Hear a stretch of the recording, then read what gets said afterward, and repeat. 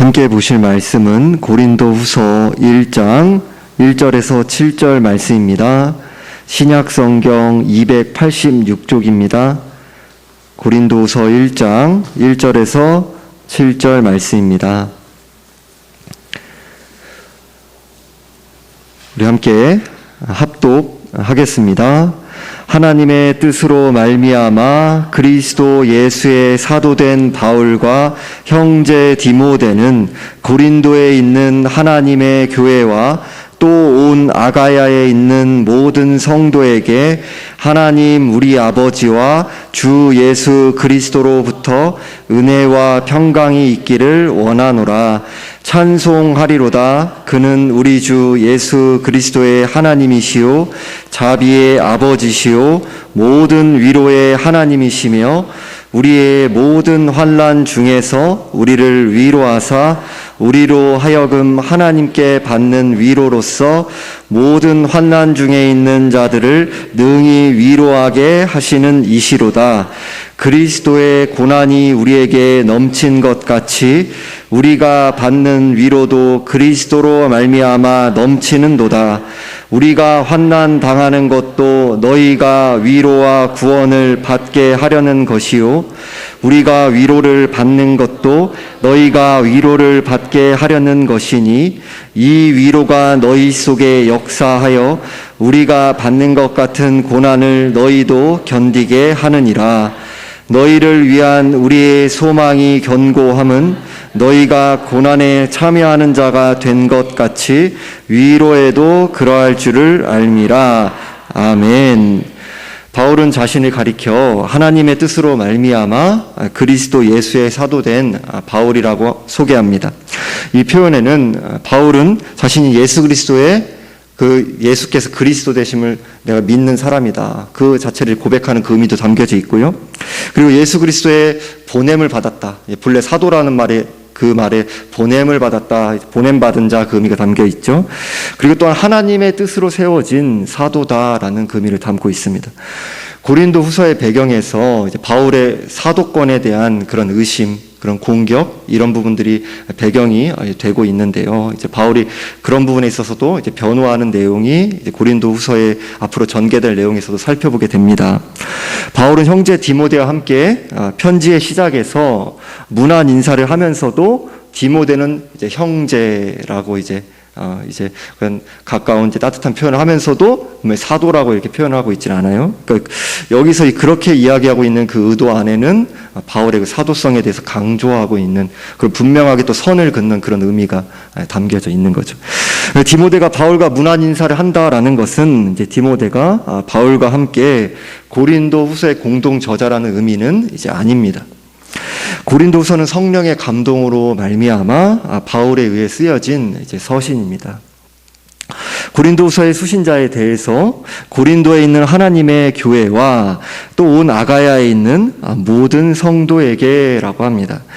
우리는 고린도 교회에 대해 이제 문제가 많았던 교회 이렇게 들어서 알고 있죠. 그래서 이제 이런 고린도 교회에 대해 이제 바울은 하나님의 교회라고 부르는 것을 주저하지 않았습니다. 또한 성도다 이렇게 부르고 있습니다.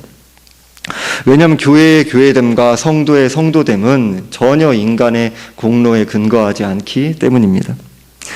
도덕적인 선행의 여부에 달려있는 것이 전혀 아니라 십자가 위에서 우리를 대신해서 선택받은 백성의 죄를 대신해서 십자가에 죽으시고 부활하신 예수 그리스도의 죽음과 부활에 전적으로 근거하고 있기 때문입니다. 바울은 이토록 문제가 많았던 교회와 성도들이지만 고린도 교회와 성도들을 하나님의 섭리 가운데 하나님께서 궁극적으로 하나님의 교회와 부름받은 성도들의 구원을 끝까지 이루실 것이다 라는 그 확신 가운데 이런 고백을 하고 있습니다. 2절에서 하나님 우리 아버지와 주 예수 그리스도로부터 은혜와 평강이 있기를 원하노라 라고 합니다. 은혜는 무상으로 값없이 주어지는 그런 것이다. 그런 의미를 갖고 있죠. 그저 이제 주어지는 것이죠. 은혜의 중심에는 예수 그리스도의 구속 사건이 중심에 위치해 있습니다. 또 평강은 예수 그리스도의 구속의 결과를 가리키죠. 예수 그리스도께서 선택받은 백성의 죄를 대신해서 내 죄를 대신해서 십자가에 죽으시고 부활하셔서 그 죄와 사망과 사탄의 모든 권세를 완전하게 이기시고 승리하신 거죠. 그래서 그 평강이 신자 안에 이루어지게 된 것입니다. 그 평강은 오직 이제 예수 그리스도를 믿는 믿음도 은혜로 주어지는 것이죠. 우리가 그 믿는 믿음을 소유하고 구원받은 하나님의 자녀에게 그 주어진 평강은 그 어떤 우리의 선행의 여부, 도덕적인 어떤 우리의 어떤 자질의 여부, 그런 것에 따라서 우리에게 주어졌다 뺏겼다가 이제 그런 것이 본질상으로 아닌 것이죠. 왜냐하면 그 평강 그 자체에서 하나님께 우리가 받아들여졌다라는 그 의미, 우리의 어떠한 선행의 여부, 어떠함의 여부에 따라서 하나님께서 우리를 받아들였다가 하나님의 자녀가 아닌 것을 내쳤다가 그렇게 하는 것이 아니죠. 그 평강의 자체에서 하나님께 우리가 받아들여진 자, 이제 그런 의미를 완전히 우리의 어떠함과 전혀 상관없이 받아들여지게 된 것이죠. 물론 우리들이 그 뒤에 이제 그런 우리들이 구원의 열매, 그런 에 대해서 우리 의롭게 된 자로서 의로움의 열매를 맺어나가는 구원신앙을 점검하는 그런 개념과 이제 다른 개념입니다. 방종을 해도 된다 이 이야기를 하는 것이 아닌 거라는 것을 이제 익히 잘 아실 거라 생각합니다. 우리가 우리의 어떠함과 상관없이 하나님께 완전히 받아들여지게 된 것이죠. 3절에 찬송하리로다. 그는 우리 주 예수 그리스도의 하나님이시요 자비의 아버지시요 모든 위로의 하나님이시며 라고 합니다. 바울은 찬송하리로다 라고 합니다. 하나님에 대한 감격의 고백을 하고 있는 것이죠. 그는 우리 주 예수 그리스도의 하나님이라고 합니다. 앞으로 전개될 말씀에서 하나님께서 예수 그리스도를 고난에 두시고 그리스도의 고난을 통해 수많은 택한 백성들이 하늘로부터 오는 진정한 위로를 받게 하셨기 때문입니다. 로마서 5장 8절에서도 우리가 아직 죄인 되었을 때에 그리스도께서 우리를 위하여 죽으심으로 하나님께서 우리에 대한 자기의 사랑을 확증하셨느니라 라고 말씀하신 것처럼 하나님 아버지께서 예수 그리스도를 통해 이루신 구속의 그 일을 통해 하나님께서 자비의 아버지이시며 위로의 하나님이라는 사실이 명백하게 드러납니다. 왜 그럴까요? 왜냐하면 성경에서 말씀하는 그 위로에 있어서는 구약과 연결해서 살펴볼 때 이사야서에서 위로에 대한 내용들이 많이 나옵니다. 그 중에서도 우리가 자주 들어서 알고 있는 이사야 40장 1절에서 내 백성을 위로하라. 내 백성을 위로하라는 하나님의 그 말씀에는 그 바로 바벨론의 포로로 잡혀간 이스라엘 백성들이 먼저 포로로 귀환하는 내용을 가까이 가리키고요. 그 바벨론의 포로로 돌아오는 것은 신약시대에 우리 주 예수 그리스도로부터 죄로부터의 해방, 죄로부터의 자유, 죄로부터의 구원을 가리키는 것입니다. 그래서 누가복음 2장에서도 시므온을 가리켜 이스라엘의 위로를 기다리는 자라라고 이야기를 합니다. 그러니까 시므온이 기다린 이스라엘의 위로는 바로 메시아, 다윗의 자손으로 오실 메시아가 이 땅에 오셔서 그 메시아를 통해서 하나님 나라의 왕으로서 메시아가 통치하시고 그렇게 이제 하나님 나라가 이루어지는 것, 그 죄사함의 은혜가 베풀어지는 것, 구원과 그 죄사함의 은혜가 베풀어지는 것을 가리키는 것이죠. 하지만 유대인들은 그 바로 메시아가 오는 것을 착각했죠. 땅의 것을 생각했죠. 정치적인 메시아, 군사적인 메시아, 오늘날 우리로 친다면 돈과 권력과 명예와 같이 땅의 것에 매여 있던 거죠. 하지만 하나님의 생각은 달랐던 거죠. 죄사함, 구원과 죄사함을 주시려고 한 것, 그것이 바로 성경의 위로의 본질이죠. 그리고 마태복음 5장에서 팔복에서도 심령이 가난한 자는 복이 있다. 천국이 그들의 것입니다. 영적인 나는 파산자입니다. 애통하는 자는 복이 있다. 그들이 위로를 받을 것입니다. 나는 영적으로 완전히 죄 때문에 지옥에 떨어져 망하게 된 자입니다.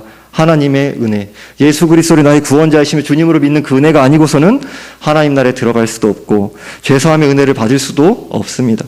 그런데 바로 예수 그리스도가 이 땅에 오심으로 하나님 나라가 이 땅에 임했고 예수 그리스도를 믿는 믿음 가운데 우리 은혜로 말미암아 그리스도를 나의 구원자의 주님으로 믿는 자에게는 하나님의 자녀가 되는, 또 구원을 받게 되는 죄사함의 그 은혜가, 하늘로부터는 위로가, 땅이 조작할 수도 흉내낼 수도 없는 그 위로가 주어지게 된 것입니다.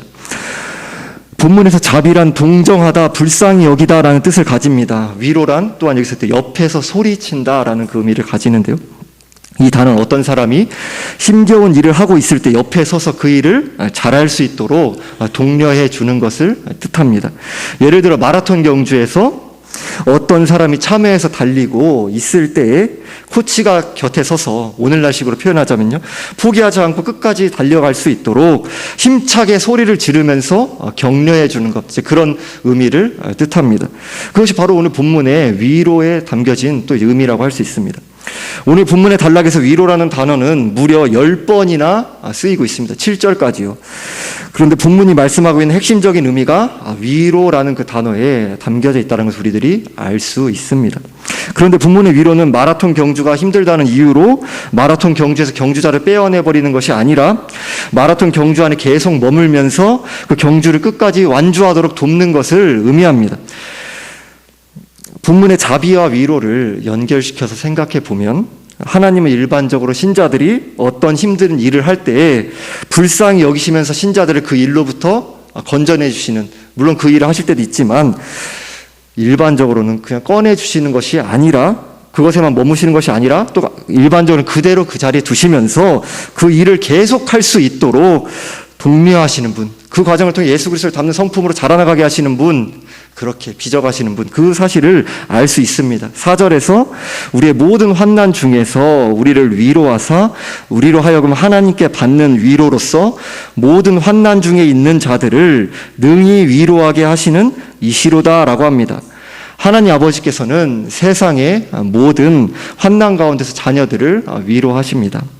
신자들은 하나님으로부터 받는 진정한 위로를 통해 세상의 환난 가운데서 살아가는 다른 신자들을 위로할 수 있게 됩니다. 먼저 구원과 제사함을 받고요, 하나님 아버지께서 신자답게 살아가는, 그 오직 은혜로 말미암아 오직 주의 성령을 힘입어서 말씀 순종의 삶을 살아나가는, 우리에게 공로 돌릴 게 아무것도 없는 거죠. 말씀 순종의 삶도 성령을 힘입어서 하는 것이니까요. 오직 하나님께서 하신 것입니다. 그래서 이제 그 위로를 누리면서 그 하나님께 주신 힘으로 고난을 견뎌나가면서 이제 다른 신자들을 위로해 나갈 수 있게 되는 것이죠. 그래서 위로는 단순한 사람의 마음 씀씀이로 이루어지는 것을 가리키기보다는 하나님의 전적인 도우심에 의해 이루어지는 참된 위로를 가리킵니다. 우리는 또한 타락한 세상은 결코 교회와 신자들을 위로하지 못한다는 사실을 분명하게 기억해야 합니다. 그럼에도 우리들은 어리석게 세상에서 위로받기를 기대하며 애쓰고 살아갈 때가 많습니다. 아까 살펴본 구약의 마치 유대의 백성들처럼요, 땅의 것을. 하지만 하늘의 위로는 힘들지, 이렇게 힘냈으면 좋겠다, 이렇게 우리도 이런 부분도 물론 이제 의미가 아예 없다고 할 수 없겠지만, 그 위로, 그 성경에서 말씀한 진짜 위로, 하나님의 백성이 주시고자 원하시는 그 위로, 구원의 위로, 죄사함의 위로, 하나님의 그 자녀로서 말씀 붙들고 살아가는 하나님께서 힘을 주시면서 북돋으시는 그 위로, 그 위로가 아닌, 하늘의 것이 아닌 땅의 것을 우리는 기대하며 살아갈 때가 많죠. 그러나 예수께서는 요한복음 15장 19절에서 너희가 세상에 속하였으면 세상이 자기의 것을 사랑할 것이나 너희는 세상에 속한 자가 아니요 도리어 내가 너희를 세상에서 택하였기 때문에 세상이 너희를 미워하느니라 라고 말씀하셨습니다. 신자들이 그리스도께 속했기 때문에 세상으로부터 미움을 받으며 심한 환난을 당할 것을 말씀하신 것입니다. 5절에서도 그리스도의 고난이 우리에게 넘친 것 같이 우리가 받는 위로도 그리스도로 말미암아 넘치는도다라고 합니다. 예수 그리스도께서 죄인들을 구원하시기 위해 인간으로 태어나셔서 하나님의 아들이 세상에서 모진 환난을 당하셨습니다. 따라서 그리스도의 십자가와 십자가의 구속을 통해 그리스도께 속하게 된 신자들은 세상으로부터 고난을 당할 수밖에 없는 것이죠. 그리스도께 속했으니까요. 그 은혜를 입었으니까요. 예수께서는 요한복음 16장 33절에서 이것을 너희에게 이르는 것은 너희로 내 안에서 평안을 누리게 하려 함이라. 세상에서는 너희가 환난을 당하나 담대하라. 내가 세상을 이기었노라 라고 말씀하셨습니다. 예수 그리스도께서 십자가를 지셔서 죄와 사망과 사탄을 완전히 이기시고 악한 세상을 이기셨기 때문에 예수 그리스도께 속하며 진리를 위하며 살아가게 된 신자들은 환난을 이제 당할 수밖에 없지만 그리스도의 그 완전한 승리를 의지하면서 담대하게 대처할 수 있게 된 것이죠. 신자들은 세상으로부터 받게 되는 수많은 고난과 그 수많은 고난과 함께 주님께서 주시는 커다란 위로도 함께 누리는 사람들입니다. 6절에서 우리가 환난 당하는 것도 너희가 위로와 구원을 받게 하려는 것이요 우리가 위로를 받는 것도 너희가 위로를 받게 하려는 것이니 이 위로가 너희 속에 역사하여 우리가 받는 것 같은 고난을 너희도 견디게 하느니라 라고 합니다. 5절에서 이어지는 그 말씀과 6절에서 그 동일한 문맥에서 이야기하는 거죠. 동일한 맥락에서 우리가 익히 들어온 것처럼 바울의 일생은 끊임없는 환난의 연속이었죠. 바울은 여러 환난의 상황에서 하나님의 돌보시는 그 은혜를 경험하고 환난으로부터 건지시는 하나님의 은혜. 그러니까 바울의 사명이 다할 때까지 끊임없이 또 맞고 또 고난당하고 또 핍박당하고 그런 하나님 건지시고 그런 은혜를 계속해서 경험해 나간 거죠. 그러나 바울을 환난으로부터 구해내신 하나님은 다시 바울을 환난에 집어넣으셨죠. 건져냄을 받은 것은 잠깐이지만 환난 속에 머무르는 것은 바울의 일생 동안 계속 되었습니다. 우리 신자들 또한 마찬가지입니다. 잠시 환난에서 건짐받을 때도 있지만요. 우리 신자들의 삶의 대부분의 삶의 줄기는 환난에서 잠시 꺼내주시지만 환난 속에 넣어두셔서 하나님이 어떠한 분인지 알게 하고 또 예수 그리스도 성품을 닮아가게 하고 오히려 그런 과정 가운데서 오직 하나님께 영광 돌리는 그런 삶으로 그 중심으로 이렇게 빚어 나가시는 거죠. 예수께서도 마가복음 8장 34절에서 누구든지 나를 따라오려거든 자기를 부인하고 자기 십자가를 지고 나를 따를 것이니라 라고 말씀하셨습니다. 따라서 우리가 환난으로부터 건짐받는 순간에만 하나님의 사랑과 능력을 만나서 감동에 젖고 환난 안에 머무르는 순간에는 하나님이 나한테 관심 없어. 그렇게 하나님께서 우리에게 떠나 계셔. 이렇게만 생각한다면 우리는 입술로는 또 난 그렇게 생각 안 한다고 할 수 있겠지만 우리는 실제로는 실천적인 무신론자 그렇게 살아가고 있는 모습일 수 있는 거죠. 대부분의 시간을 불신자나 다름없이 살아가는 거예요. 하나님 우리를 환난 속에 두셔서 그 시간 동안에 우리랑 동행하시고 실제로 그러시고 그 과정을 통해서 우리랑 계획하심이 있고 그렇게 우리를 하나님의 자녀로서 예수님 닮은 성품으로 빚어 나가시니까요. 우리는 본문의 말씀을 살펴볼 때 현대 교회들 사이에 만연한 우리들이 끊임없이 우리는 이것을 이제 오해하죠. 듣고도 계속해서요. 저부터도요. 만연한 승리주의가 얼마나 성경과 반대되는 것인지를 알 수 있습니다. 예수님 당대 유대인들도 능력자와 그 승리자로서 그런 군사적 정치적인 메시아를 기대했죠. 하지만 바울의 표현처럼 십자가에 못 박힌 그리스도를 유대인들에게는 바로 그 그리스도께서는 유대인들이 넘어지는 것 바로 이제 바로 절대 받아들일 수가 없는 거예요. 자신들의 관점과 전혀 정반대니까요. 고린도 후서에서 이후에 나오게 되는 거짓 사도들의 관점에서도 마찬가지입니다. 승리주의, 능력 있다, 주목받을 만하다, 얼마나 좋습니까? 그 박수 갈채를 받는 거죠. 하지만 기독교는 반대인 거죠. 예수님만 고난의 길을 걸어가신 것이 아니라 사도들도 고난의 길을 걸었고요. 신자들 또한 고난의 길을 따라 걸어갑니다. 고린도 후서의 배경에서 고린도 교인들은 바울의 약함과 고난을 경멸했어요. 바울이 약하고 무능하며 그리스도의 사도로 부적합하다고 비판했어요. 그것을 근거로요. 그러나 같은 고린도후서 5장 21절에서는 하나님이 죄를 알지도 못하신 이를 우리를 대신하여 죄로 삼으신 것은 우리로 하여금 그 안에서 하나님의 의가 되게 하려 하심이라라고 합니다. 그리스도를 죄로 삼으신 것입니다. 4장 7절에서는 우리가 이 보배를 질그릇에 가졌으니 이는 심히 큰 능력은 하나님께 있고 우리에게 있지 아니함을 알게 하려 함이라라고 합니다. 6장 9절에서는 무명한 자 같으나 유명한 자요 죽은 자 같으나 보라 우리가 살아있고 징계를 받는 자 같으나 죽임을 당하지 아니하며라고 합니다. 12장 10절에서는 그러므로 내가 그리스도를 위하여 약한 것들과 능욕과 궁핍과 박해와 곤고를 기뻐하노니 이는 내가 약한 그때의 강함이라라고 합니다. 고린도 후서만 살펴봐도 계속되는 역설의 논리입니다. 그리고 디모데후서 3장 12절에서 무릇 그리스도 예수 안에서 경건하게 살고자 하는 자는 박해를 받으리라 라고 이제 바울이 이렇게 도장을 찍죠. 우리는 타락하고 부패한 세상에서 하나님의 백성으로 주님을 의지하여 진리를 따라 살아갈 때 고난 속에 있는 것이 오히려 지극히 정상적인 것. 그것이 성경이 말씀하는 것이다. 하나님의 뜻 가운데 오히려 있는 것이다라는 사실을 기억해야 합니다. 현재 내가 고난 속에 살아가고 있지 않은 이유가 혹시 내가 느슨하고 하나님의 뜻에 어긋난 죄악에 타협하고 그렇게 살아가고 있기 때문은 아닌지를 점검해 보는 것이 필요한 것이죠. 본문에서 고난은 바울에게 하나님의 위로를 가져왔고요. 바울은 이 위로를 고린도 교회의 신자들을 포함한 다른 신자들에게 전하고 있습니다. 고난 자체가 어떤 의미가 있다라기보다는 고난 가운데 하나님께서 신자를 빚어가시며 또 위로, 즉 독려하시며 구원의 완성까지 인도해 가시는 은혜를 신자가 다른 신자에게 나누어주며 서로 섬기는 것, 그렇게 살아가게 하십니다. 먼저 구원의 은혜, 죄사함의 은혜, 하나님으로부터 그 독려하셔서 말씀 붙들고 도저히 인간적 힘으로 견뎌낼 수 없고 받아낼 수 없는 상황 가운데서도 감사하고 기뻐하며 말씀 붙들고 살아가며 그렇게 경험해 나가는 그 위로, 기쁨, 감사, 그것을 나와 같은 길을 뒤따라 걸어가고 있는, 또 우리 어떤 때는 어떤 분이 더 그렇게 더 내가 위로하기도 하고 다른 분이 위로하기도 하고 서로 간에 그렇게 그 위로하는 그 자리로 우리 부르시는 거죠. 먼저 위로를 하나님부터 경험하고요. 하나님께서 이러한 위로가 신자 안에 역사하도록 하셔서 고난 한가운데서 주님을 의지하여 끈기 있게 인내하도록 붙들어 주십니다.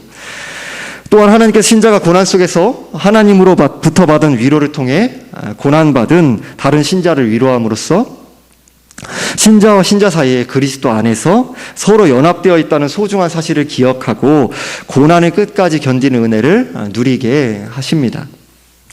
7절에서 너희를 위한 우리의 소망이 견고함은 너희가 고난에 참여하는 자가 된 것 같이 위로에도 그러할 줄을 알미라 라고 합니다. 바울은 자신이 겪은 것과 같은 그런 고난을 고린도 신자들과 함께 누린 것처럼 마찬가지로 자신이 받은 것과 같은 위로도 또 구원도 이들이 함께 누리게 될 것으로 알았습니다. 바울은 견고한 소망을 자신의 감정이나 그런 경건한 어떤 소원이나 자신의 인간적인 어떤 그런 가능성에 건 것이 아니라 하나님을 근거로 이야기하고 있는 거죠. 고린도 신자들을 고난과 위로에 참여하게 하신 하나님께서 1장 21절 말씀과 같이 우리를 너희와 함께 그리스도 안에서 굳건하게 하시고 우리에게 기름을 부으신 이는 하나님이시니 라는 말씀처럼 하나님께 신자와 택한 백성, 선택받은 그런 하나님의 자녀들, 그 교회를 끝까지 인도해 가십니다. 오늘날 우리 또한 타락한 세상에 존재하면서 수많은 고난을 주님을 따라 걸어가면서 주님을 의지하여 견뎌 나가며 하나님께 주시는 위로를 경험하며 살아가게 됩니다. 구원의 은혜, 죄사함의 은혜, 그것으로부터 우리가 받는 자유함, 기쁨, 감사, 무엇과도 바꿀 수 없는 거죠. 그러면서도 우리와 같은 자를 하나님의 말씀에 참여하게 하시고 그 나라의 그런 복됨을 맛보고 누리게 하시고 또 그 위로를 흘려보낸 일에 참여하게 하시니 얼마나 감사합니까? 제가 하이델베르크 요리문답 1문과 답을 읽어드리고 설교를 마무리하겠습니다. 살아서나 죽어서나 당신의 유일한 위로는 무엇입니까? 살아서나 죽어서나 나는 나의 것이 아니오 몸도 영혼도 나의 신실한 구주 예수 그리스도의 것입니다. 그리스도께서는 그의 보혈로 나의 모든 죄값을 완전히 치르시고 나를 마귀의 모든 권세에서 해방하셨습니다. 또한 하늘에 계신 나의 아버지의 뜻이 아니면 머리털 하나도 땅에 떨어지지 않도록 나를 보호하시며 참으로 모든 것이 합력하여 나의 구원을 이루도록 하십니다. 그러므로 그의 성신으로 그분은 나에게 영생을 확신시켜 주시고 이제부터는 마음을 다하여 즐거이 그리고 신속히 그를 위해 살도록 하십니다. 아멘. 기도드리겠습니다. 하나님 아버지, 우리에게 전혀 우리들이 기대하지도 않았던, 기대할 수도 없었던 그런 하늘로부터 오는 위로, 구원과 죄사함의 은혜, 그 하나님의 그 자녀로서 그 구약 백성들이 소원하였던, 소망하였던, 대망하였던 메시아로부터 그 주어지는 이스라엘의 위로, 하나님 나라의 통치, 하나님 나라에 참여한 자로서 맛보게 되는 그 위로, 그 감사, 하나님의 자녀로서 그 화평을 누리는 그 평강, 완전히 받아들여지게 된 그 은혜, 그 놀라운 사랑과 은혜를 우리가 맛보고 누리며 살아가게 하시니 감사합니다. 우리들이 그 은혜로 말미암아 한 주 안에 살아가면서 수많은 이루 말할 수 없는 눈물 지을 일, 삶의 압력들과 또 환난과 곤고함, 여러 가지 문제들이 있지만 그 가운데서 주님께서 우리에게 주신 구원, 하나님 나라의 은혜, 그 죄사함의 은혜, 하나님의 자녀로서의 그 세상에 무엇과도 바뀔 수 없는 그 존귀함, 그 영광됨, 그 은혜로 말미암아 말씀 굳게 붙들고 오직 주님 의지하여서 또 힘있게 또 살아가고 우리들이 다른 사람보다 오히려 더 어려운 상황과 환난과 압력 가운데 놓여 있을지라도 세상은 결코 이룰 수 없는, 꿈꿀 수도 없는 그 하늘로부터는 위로로 말미암아 우리의 힘과 능력으로는 절대 견딜 수 없는 그 상황들을 은혜로 말미암아 견뎌내고 인내하며 그 상황 가운데서 하늘로부터는 위로로 말미암아 기뻐하고 감사하며 세상을 거스르며 말씀 붙들며 살아내며 우리 지쳐있는 지체들 가운데 또 신음하고 있는 수많은 죄 가운데 머물러 있는 길 잃은 영혼들 가운데 주의 사랑과 은혜를, 복음을, 그 은혜를 흘려보내는 그 위로의 전달자로, 하나님께 위로받은 자로 위로를 흘려보내는 자로 쓰임받게 하여 주옵소서. 감사드리며 우리 주 예수 그리스도의 이름으로 기도드리옵나이다. 아멘.